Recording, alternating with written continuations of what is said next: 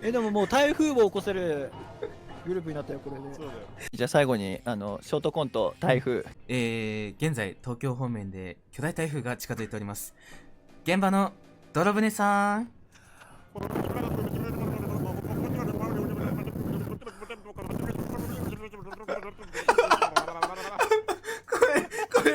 れさ、